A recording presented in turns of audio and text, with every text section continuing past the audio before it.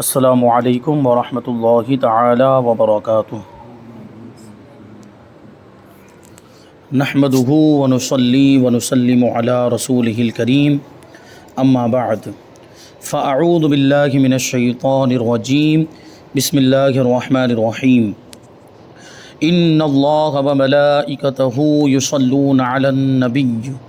یا ایہا الذین آمنوا صلوا علیہ وسلموا تسلیما۔ اللہم صلی علی سیدنا و مولانا محمد معدن الجود والکرم وآلہ الکرام وابنہ الکریم وبارک وسلم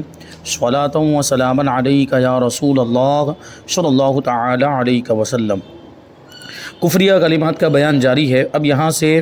صحابہ کرام کے بارے میں کفریہ کلمات بیان کرتے ہیں۔ سوال یہ کہ حضرت ابوبکر صدیق اور حضرت عمر فاروق اعظم رضی اللہ عنہما کی خلافت کے انکار کا کیا حکم ہے؟ یعنی کوئی حضرت ابوبکر اور حضرت عمر کو خلیفہ نہ مانے، ان کی خلافت کا انکار کر دے تو اس کے لیے کیا حکم ہوگا؟ یا ان دونوں حضرات کی شان میں گستاخی کرے، تبرہ کرے، ان کو برا بھلا کہے تو اس کے لیے کیا حکم ہوگا؟ جواب دیتے ہیں حضرات شیخین۔ یہ شیخین مطلب ہوتا ہے دو شیخ، تو اس سے مراد ایک حضرت ابوبکر صدیق اور دوسرے فاروق اعظم، تو ان دونوں حضرات کو شیخین کہا جاتا ہے۔ حضرات شیخین کی شان پاک میں سب و شتم کرنا، یعنی ان کو برا بھلا کہنا، ان کی شان میں گستاخی کرنا، توہین کرنا، تبرہ کرنا، یا حضرت صدیق اکبر رضی اللہ تعالیٰ عنہ کی صحبت یعنی آپ کی صحابیت یا امامت و خلافت سے انکار کرنا کفر ہے۔ کیونکہ دیکھیے حضرت ابوبکر صدیق رضی اللہ تعالیٰ عنہ کی صحابیت قرآن سے ثابت ہے۔ وہ غار ثور کا واقعہ قرآن مجید کے اندر بیان کیا گیا کہ جہاں حضور پاک صلی اللہ علیہ وسلم کے ساتھ دوسرا کوئی نہیں تھا، وہاں بھی اگر کسی کو حضور کا ساتھ ملا ہے تو وہ حضرت ابوبکر صدیق ہے، اور قرآن مجید میں ان کو حضور کا ساتھی بتایا گیا، تو آپ کی صحابیت قرآن سے ثابت ہوئی۔ تو حضرت ابوبکر صدیق رضی اللہ تعالیٰ عنہ کی صحابیت کا انکار کرنا یہ قرآن کا انکار کرنا ہے، اور جو قرآن کا انکار کرے وہ کافر ہو جاتا ہے۔ اسی طرح حضرت ابوبکر صدیق کی امامت و خلافت کا انکار بھی کفر ہے، کیونکہ اس پر تمام صحابہ کرام کا اجماع ہوا تھا۔ سب نے اپنے اتفاق سے حضرت ابوبکر صدیق رضی اللہ تعالیٰ عنہ کو خلیفہ مانا، تو یہ اجماع کا انکار ہو جائے گا، صحابہ کرام کے اجماع کا انکار ہو جائے گا، ان کے اتفاق کا انکار ہو جائے گا، اس لیے اس کو کفر فرمایا۔ اور حضرت ام المؤمنین عائشہ صدیقہ رضی اللہ تعالی عنہا کی شان پاک میں قذف جیسی ناپاک تہمت لگانا یقیناً قطعاً کفر ہے، یعنی معاذ اللہ ام المؤمنین حضرت عائشہ صدیقہ رضی اللہ تعالی عنہا پر زنا کی تہمت لگانا یہ بھی کفر ہے، کیونکہ ان کی براءت میں قرآن کی آیت نازل ہوئی، ان کی پاک دامنی اور ان کی پاکیزگی کو بیان کرنے کے لیے، ان کے تقدس کو بیان کرنے کے لیے قرآن کی آیتیں نازل ہوئی ہے، سورہ نور کی آیتیں نازل ہوئی ہیں۔ تو اب اگر معاذ اللہ کوئی ام المؤمنین پر یہ تہمت لگاتا ہے تو وہ قرآن کا منکر ہوگا، اور جو قرآن کا منکر وہ کافر ہے۔ تو یہاں صحابہ کرام کے بارے میں یہ کچھ کفریہ کلمات بیان کیے۔ اب فرشتوں کے بارے میں کفریہ کلمات بیان کرتے ہیں۔ سوال ہے کہ دشمن یا ناپسندیدہ شخص کو ملک الموت کہنے کا کیا حکم ہے؟ اپنے دشمن کو آتا ہوا دیکھا، یا کسی ایسے شخص کو آتا ہوا دیکھا جو اس کو پسند نہیں ہے، یا یہ کہ اس سے نفرت کرتا ہے، تو اس کو دیکھ کر کہنے لگا کہ دیکھو ملک الموت آ گئے، تو ایسا کہنا کیسا ہے؟ فرماتے کہ دشمن اور مبغوض کو دیکھ کر، یعنی ایسے شخص کو دیکھ کر جو اس کو پسند نہیں ہے، یہ کہنا کہ ملک الموت آ گئے، ملک الموت یعنی موت کا فرشتہ، ملک الموت نہیں بلکہ ملک الموت لفظ ہے۔ موت کا معنی تو ہم جانتے ہیں جسم کا روح کا جسم سے جدا ہو جانا، اور ملک معنی فرشتہ، تو اوپر بھی سوال میں جو آیا وہ بھی ملک الموت ہی ہے، ملک الموت نکل گیا۔ ملک الموت یہ عام طور پر بول دیتے ہیں، عام بول چال میں ملک الموت بول دیتے ہیں، لیکن صحیح جو تلفظ ہے وہ ہے ملک الموت۔ ملک معنی فرشتہ اور موت معنی وہ جو ہم جانتے ہیں۔ تو کسی دشمن کو یا ناپسندیدہ شخص کو دیکھ کر یہ کہنا کہ ملک الموت آ گئے، یا یہ کہا کہ اسے ویسا ہی دشمن جانتا ہوں جیسا ملک الموت کو، اس میں اگر ملک الموت کو برا کہنا ہے تو کفر ہے، یعنی ان کی شان میں توہین کرنا مقصد ہے تو کافر ہو جائے گا، کیونکہ فرشتے کی شان میں گستاخی کرنا بھی کفر ہے۔ تو حضرت ملک الموت اللہ کے فرشتے ہیں، تو ان کی شان میں توہین بھی کفر ہے، اور موت کی ناپسندیدگی کی بنا پر اگر ایسا بولا ہے تو پھر یہ کفر نہیں ہے، لیکن پھر بھی یہ نہیں بولنا چاہیے، بچنا چاہیے۔ یوں ہی جبرائیل یا میکائیل یا کسی فرشتے کو جو شخص عیب لگائے یا ان کی توہین کرے وہ بھی کافر ہے۔ کسی بھی فرشتے کی شان میں توہین کرے، کیونکہ فرشتے اللہ کے مقرب بندے، نوری مخلوق ہیں، وہ ہمیشہ اللہ کی اطاعت میں لگے رہتے ہیں، وہی کرتے ہیں جو اللہ کی جانب سے ان کو حکم ہوتا ہے، وہ معصوم ہے، ان سے کبھی گناہ نہیں ہو سکتا، تو ان کی شان میں توہین کرنا بھی کفر ہے۔ آگے سوال ہے کہ قرآن پاک کی کسی آیت کو مذاق کے طور پر پڑھنا کیسا ہے؟ ظاہر سی بات ہے، قرآن کی آیت مذاق کے طور پر پڑھنے کی چیز تو نہیں ہے، تو قرآن کی آیت کا مذاق اڑانا یا اس کی توہین کرنا یا بے ادبی کرنا، ظاہر سی بات قرآن کی بے ادبی، قرآن اللہ کا کلام ہے، یہ کفر ہے۔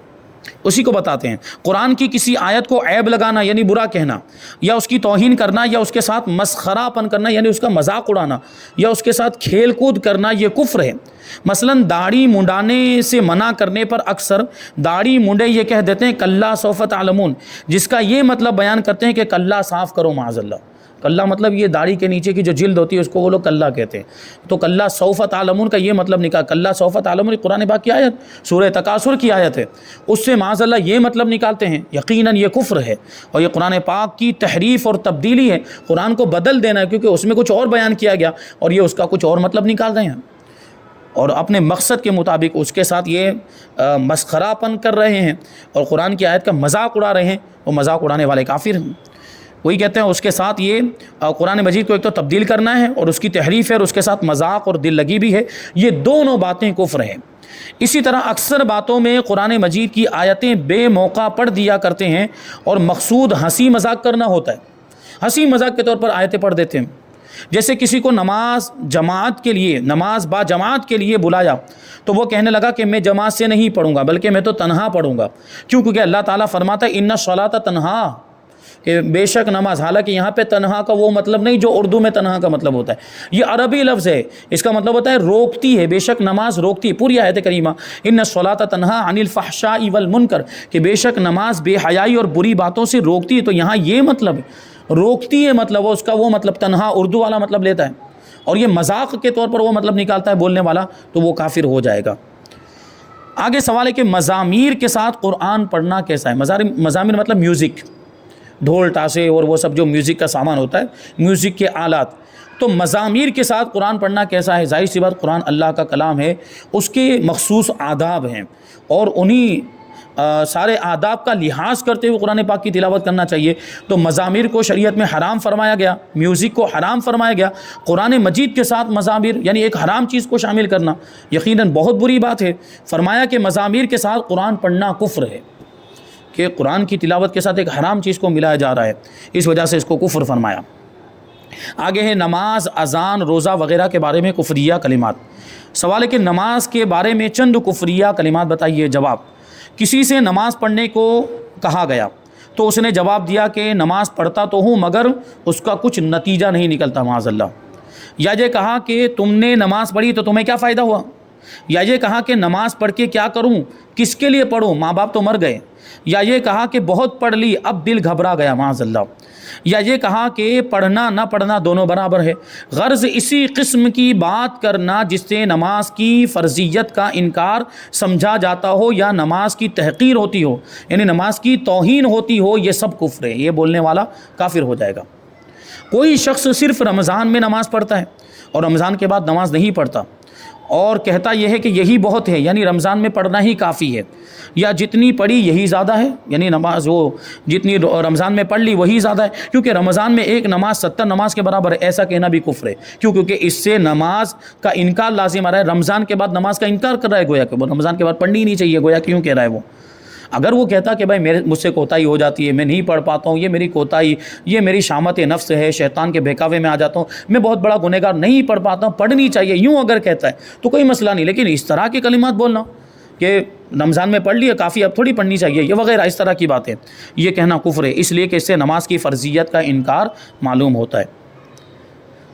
آگے سوال ہے کہ اذان کی آواز سن کر یہ کہنا کہ کیا شور مچا رکھا ہے معاذ اللہ، اذان کی آواز سن کر کوئی کہے کہ کیا شور مچا رکھا ہے، تو ظاہر سی بات ہم کو کیا سمجھ میں آ رہا ہے کہ یہ اذان کی توہین، اذان میں اللہ کا نام آ رہا ہے، اذان میں حضور کا نام آ رہا ہے، نماز کے بارے میں نماز کی دعوت دی جا رہی ہے، کامیابی کی دعوت دی جا رہی ہے، اس کو کوئی یہ کہہ دے کہ شور مچا رکھا ہے؟ معاذ اللہ، یہ اسلام کا شعار ہے، اسلام کی پہچان ہے اذان۔ نمازوں میں جو اذان نماز کے لیے بلانے کے لیے دی جاتی ہے، یہ حضور پاک صلی اللہ علیہ وسلم کے زمانے سے آج تک جاری ہے، اور یہ اسلام کی نشانی کے طور پر مسلمان اس پر عمل کرتے ہیں۔ تو اگر یہ قول بر وجہ انکار ہو، یعنی اذان کا انکار کرتے ہوئے کہہ رہا ہے، اس کو ناپسند کرتے ہوئے کہہ رہا ہے، تو وہ کافر ہے۔ سوال، روزہ وہ رکھے جسے کھانا نہ ملے، یہ کہنے کا کیا حکم ہے؟ جس کے پاس کھانا نہ ہو، جو غریب ہو، وہ روزہ رکھے، ایسی بات کہنا۔ بہت سے لوگ ہیں جو دنیا دار ماڈرن قسم کے لوگ، دنیاوی تعلیم یافتہ، جو آزاد خیال ہو جاتے ہیں اور جو بالکل ایک دم دین سے دور ہو جاتے ہیں اور دینی تعلیم سے دور ہو جاتے ہیں، تو وہ اس طرح کی باتیں کرتے ہوئے نظر آتے ہیں کہ روزہ ہم کیوں بھوکے رہیں، ہمارے پاس تو کھانے پینے کے لیے سامان ہم کماتے ہیں، تو ہم بھوکے کیوں رہیں؟ ایسی بے وقوفی والی باتیں کرتے ہیں۔ تو شریعت کے حکم کا پھر کیا مطلب ہوا؟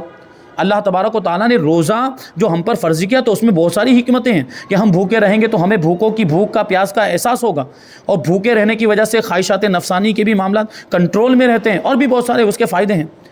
بہرحال، تو کوئی اگر ایسا کہے، جواب ہے کہ روزہ رمضان نہیں رکھتا اور یہ کہتا ہے کہ روزہ وہ رکھے جسے کھانا نہ ملے، یا کہتا ہے کہ جب خدا نے کھانے کو دیا ہے تو بھوکے کیوں مریں، یا اسی قسم کی اور باتیں جن سے روزے کی حد کو تحقیر ہو، یعنی اس کی توہین ہو رہی ہو، یہ کفر ہے۔ آگے سوال کہ علم دین یا علماء کی توہین کا کیا حکم ہے؟ علم دین کی توہین کرنا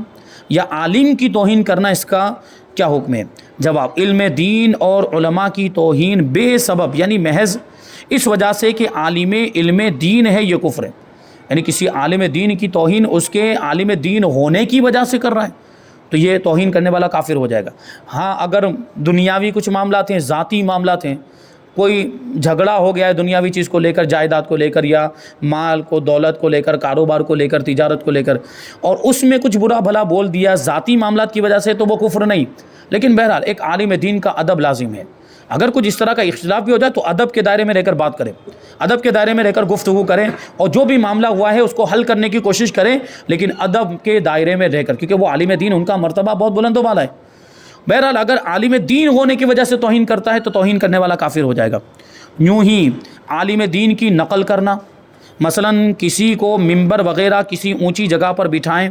اور اس سے مسائل بطور استہزاء، یعنی مذاق کے طور پر دریافت کریں، پھر اسے تکیہ وغیرہ سے ماریں اور مذاق بنائیں، یہ کفر ہے۔ یعنی جو عالم نہیں ہے اس کو عالم بنا کر ممبر پر یا کرسی وغیرہ پر بٹھا دیں، جیسے کچھ لوگ ابھی کرتے ہیں، وہ کسی جاہل کو کرسی پر بٹھا دیتے ہیں اور وہ پھر علماء کی نقل اتارتا ہے، اور جو مقررین علماء جو ہوتے ہیں وہ تقریر کا ان کے انداز میں پھر وہ تقریر کرتا ہے، مذاق کے طور پر یہ سب ہوتا ہے، تو عالم دین کی توہین ہو رہی ہے اس میں۔ تو اس طرح کرنا، یہ مذاق کے طور پر پھر وہ بٹھا دیا جاتا ہے اور اس سے مسئلے پوچھتے ہیں، گویا کہ وہ عالم ہو اور وہ ایک عالم سے مسئلہ پوچھا جائے، تو مذاق کے طور پر ایسا سب کرتے ہیں اور پھر اسی کو تکیہ مارتے ہیں اور اس کا مذاق بناتے ہیں، یہ سب کفر ہے، کیونکہ یہ سب مذاق کی باتیں نہیں ہیں۔ علماء کرام اور علم دین یہ کتنی اہم اور ضروری چیزیں ہیں، اور ان کا تعلق دین سے ہے، شریعت سے ہے، اسلام سے ہے، ان کی توہین ہرگز نہیں ہونی چاہیے۔ یوں ہی شریعت کی توہین کرنا، مثلا کوئی یہ کہے کہ میں شرع ورع نہیں جانتا، معاذ اللہ، شریعت وریعت نہیں جانتا، بہت سے لوگ بول دیتے یہ شریعت ہم کو سمجھ میں نہیں آتی، جو طریقت کے دعوے کرتے ہیں وہ شریعت کا عام طور پر اس طرح انکار کرتے ہوئے نظر آتے ہیں، اور اس طرح کے الفاظ کہ ہمیں شریعت سے کوئی تعلق نہیں، ہم تو طریقت والے ہیں، تو یہ شریعت کا انکار ہوا، اور مطلقاً شریعت کا انکار کرنا کفر ہے، کیونکہ شریعت نام کس کا؟ شریعت قرآن اور حدیث سے ثابت ہونے والے مسائل اور احکام کا نام، تو شریعت کا انکار کر دینا یعنی مطلقاً انکار کر دینا، یہ قرآن و حدیث کا انکار ہو گیا، اور جو قرآن و حدیث کا انکار کرے وہ کافر ہے۔ تو کوئی یہ کہے کہ میں شرع ورع نہیں جانتا، یا عالم دین محتاط کا فتویٰ اس کے سامنے پیش کیا گیا تو اس نے کہا کہ میں فتویٰ نہیں مانتا، یا معاذ اللہ فتوے کو زمین پہ پٹک دیا، کسی شخص کو شریعت کا حکم بتایا، اس معاملے میں یہ حکم ہے، یہ مسئلہ ہے، کسی نے بتایا کہ ایسا کرنا چاہیے، تو اس نے جواب میں کیا کہا کہ ہم شریعت پر عمل نہیں کریں گے، ہم تو رسم و رواج کی پابندی کریں گے۔ یہ عام طور پر ہو گیا ہے ابھی آج کل میں، اور خاص طور پر خواتین کے معاملات ہیں کہ رسم و رواج کو بہت زیادہ اہمیت دی گئی، فرض اور واجب مان لیتے ہیں، اس کے مقابلے میں اگر ان کو مسئلہ بتایا جائے یا شریعت کا حکم بتایا جائے، یا یہ کہا جائے کہ یہ جو کام آپ کر رہے ہیں یہ جائز نہیں ہے، تو وہ کہتے ہیں نہیں، ہم تو یہ باپ دادا سے چلا آ رہے ہیں تو ہم یہ کریں گے، اور اس کے مقابلے میں شریعت کی کوئی پرواہ نہیں کرتے، اور کہتے ہیں کہ ہم شریعت پر عمل نہیں کریں گے، ہم رسم و رواج پر عمل کریں گے، تو ایسا کہنا بعض مشائخ کے نزدیک کفر ہے، کیونکہ اس میں شریعت کا انکار نکل رہا ہے، اس سے شریعت کا انکار معلوم ہوتا ہے، اور مطلقاً شریعت کا انکار کرنا کفر ہے۔ سوال: شراب پیتے وقت یا زنا کرتے وقت یا جوا کھیلتے وقت یا چوری کرتے وقت بسم اللہ کہنے کا کیا حکم ہے؟ کیونکہ یہ سب کام کیا ہے؟ حرام ہے، یہ سب کام حرام ہے، زنا کرنا، چوری کرنا، شراب پینا اور جوا کھیلنا، یہ سب حرام، اور حرام قطعی، یعنی یقینی دلیل سے ان کی حرمت ثابت ہے۔ قرآن مجید کے اندر شراب کی حرمت ہے، جوئے کی حرمت بھی قرآن مجید کے اندر بیان کی گئی، زنا کی حرمت اور چوری کی حرمت یہ قرآن کے اندر بیان کی گئی، تو ان کی حرمت بہت زیادہ سخت ہے۔ تو یہ حرام کام ایسے ہیں جن کی حرمت اور سب سے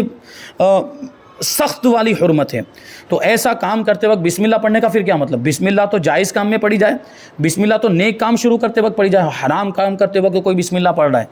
تو جواب دیتے ہیں کہ شراب پیتے وقت یا زنا کرتے وقت یا جوا کھیلتے وقت یا چوری کرتے وقت بسم اللہ کہنا کفر ہے، کیونکہ ایک تو حرام کام کر رہا ہے، اس کو پھر بسم اللہ اللہ کے نام سے شروع کر رہا ہے۔ دو شخص جھگڑ رہے تھے تو ایک نے کہا لا حول ولا قوت الا باللہ، یہ کلمہ اس وقت بولا جاتا ہے جب شیطان سے پناہ مانگنی ہوتی ہے، یا جب کوئی مشکل درپیش ہو یا کوئی اس طرح کا معاملہ ہو تو اس وقت یہ کلمہ پڑھتے ہیں، لا حول ولا قوت الا باللہ۔ اس کا مطلب ہوتا ہے کہ نیکی کرنے کی طاقت اور گناہوں سے بچنے کی قوت نہیں ہے مگر اللہ کی توفیق سے، کہ ہم نیکیاں جو بھی کر رہے ہیں یا جو گناہوں سے بچ رہے ہیں یہ اللہ کی توفیق ہی سے ہو رہا ہے، تو یہ ہم اس موقع پر یہ لا حول ولا قوت الا باللہ پڑھتے ہیں۔ تو جب ایک نے یہ کہا کہ لا حول ولا قوت الا باللہ، تو دوسرے نے کہا کہ لا حول کا کیا کام ہے، یا لا حول کو میں کیا کروں، یا لا حول روٹی کی جگہ کام نہیں دے گا، تو یہ اس کلمے کی توہین ہو رہی ہے۔ یوں ہی سبحان اللہ اور لا الہ الا اللہ کے بارے میں اسی قسم کے الفاظ کہنا کفر ہے، کیونکہ دیکھیں ان میں اللہ کا نام آ رہا ہے، تو اس کلمے کی توہین کرنا گویا کہ اللہ کے نام کی توہین کرنا ہے، اور اللہ کے نام کی توہین کرنا کفر ہے۔ سوال: بیماری میں گھبرا کر یہ کہنا کہ تجھے اختیار ہے، چاہے کافر مار یا مسلمان مار، اس کا کیا حکم ہے؟ یعنی بیماری سے پریشان ہو گیا، بیماری میں دماغ سٹیا بھی جاتا ہے بہت سے لوگوں کا، اور الٹا سیدھا بکنے لگ جاتے ہیں، اور ایسی صورت میں اگر کوئی یہ بول دے، یعنی اللہ کی بارگاہ میں یہ بولے کہ اے اللہ تجھے اختیار ہے تو تم مسلمان مار یا کافر مار، تو کیا وہ کافر مرنے پر راضی ہے کیا؟ وہ یہ تو کفر پر راضی ہونا پایا جا رہا ہے اس کے اندر، اور اس سے پہلے یہ بات آ گئی ہے کہ کفر پر رضامندی بھی کفر ہے، کفر پر راضی ہونا بھی کفر ہے، تو کفر پہ مرنا چاہتا ہے گویا کہ وہ۔ فرماتے کہ بیماری میں گھبرا کر اگر یہ کہنے لگا کہ تجھے اختیار ہے، چاہے کافر مار یا مسلمان مار، یہ کفر ہے۔ یوں ہی مصائب میں یعنی مصیبتوں میں مبتلا ہو کر کہنے لگا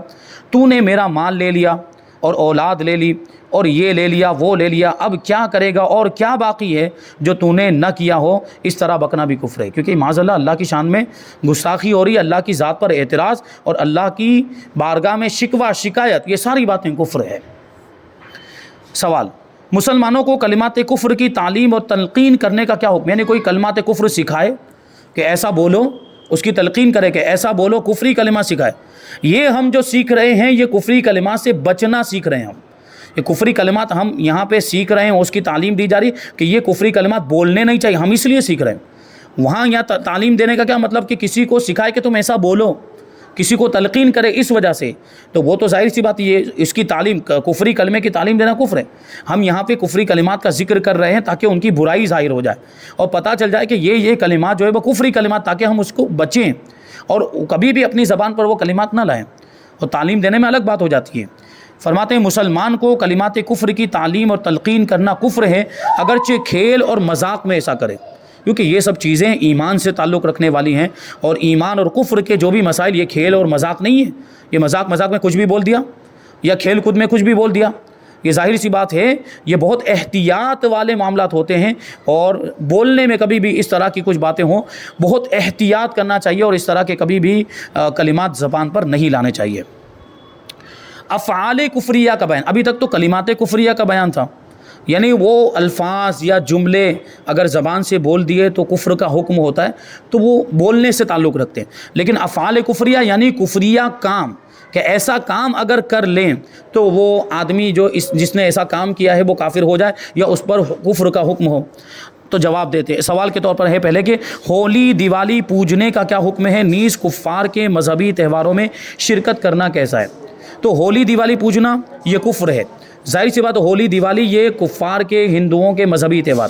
تو اس میں جو پوجا اور جو مورتیوں کی عبادت کی جاتی ہے، ان کے بھگوانوں کی جو عبادت کی جاتی ہے، تو اس میں شریک ہونا اور خود پوجا کرنے لگ جانا تو یہ تو شرک ہو گیا۔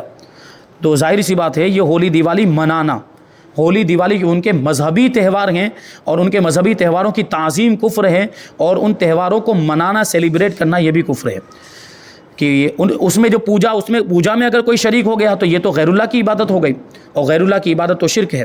کفار کے میلوں تہواروں میں شریک ہو کر ان کے میلے اور جلوس مذہبی کی شان و شوکت بڑھانا بھی کفر ہے۔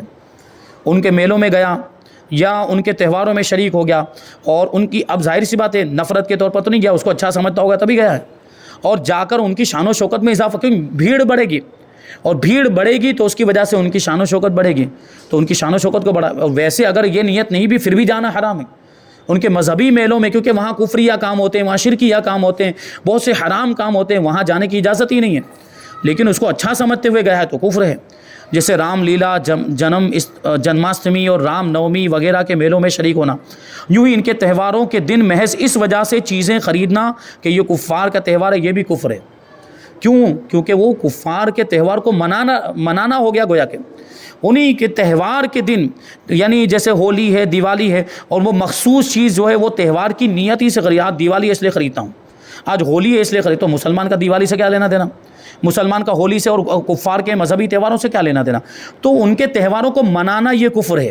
ان کے تہواروں کو سیلیبریٹ کرنا، تو یہ خریدنا یہ گویا کہ سیلیبریٹ کرنا ہو گیا۔ ہاں اگر وہ اتفاقی طور پر کوئی سامان خرید لیا یا اس سامان کے خریدنے کی ضرورت پیش آ گئی ہے تو خریدا ہے، وہ تہوار کی وجہ سے نہیں خریدا، اس کی نسبت سے نہیں خریدا، تب یہ حکم نہیں ہوگا۔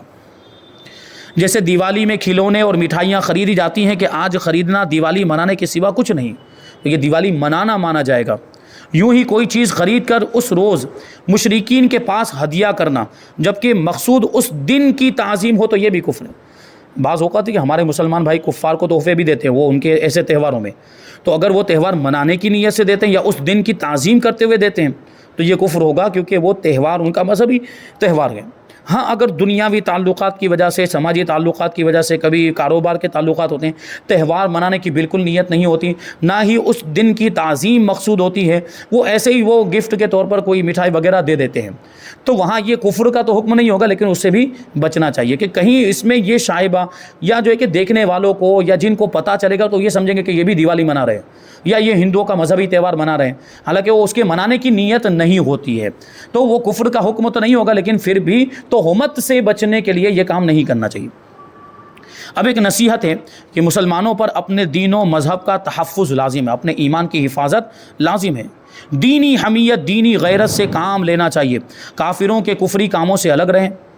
ہم ایمان والے ہیں تو ہمارا کفر سے کوئی لینا دینا نہیں، ہم کفر سے دور رہیں، کفر سے بچتے رہیں، کافروں سے بھی بچتے رہیں، مگر افسوس کہ مشرکین تو مسلمانوں سے اجتناب کرتے ہیں، مشرکین ہم سے دور بھاگتے ہیں۔ کیا وہ ہمارے اسلام کے کسی چیز پر عمل کرتے ہیں؟ کیا وہ نماز پڑھتے ہیں؟ یا وہ کیا رمضان میں روزے رکھتے ہیں؟ نہیں رکھتے، ایک کا دکھی کہیں کوئی مثال مل جائے گی، لیکن کفار تو ہمارے اسلام سے دور بھاگتے ہیں اور ہم ان کے مذہب میں گھستے چلے جا رہے ہیں، ہم ان کے تہوار مناتے ہوئے چلے جا رہے ہیں، ہمیں ان کے تہواروں سے کیا مطلب؟ ہمارے پاس کیا ہمارے تہوار نہیں؟ ہمارے پاس تو اللہ تبارک و تعالیٰ نے اتنے پیارے پیارے مقدس تہوار عطا فرمائے، رمضان عطا فرمایا، عید عطا فرمائی، بقر عید عطا فرمائی، عید میلاد النبی جیسا تہوار، اتنے پیارے پیارے تہوار، اتنے مقدس اور پاکیزہ تہوار کہ جن میں عبادتیں کی جاتی ہیں، اچھے کام کیے جاتے ہیں، نیک کام کیے جاتے ہیں، برائیاں نہیں کی جاتی، اور ان کے تو ہر کام اور ہر تہوار جو ہے وہ برائیوں سے بھرے ہوئے ہیں، اور ایسے تہوار منائے جا رہے ہیں،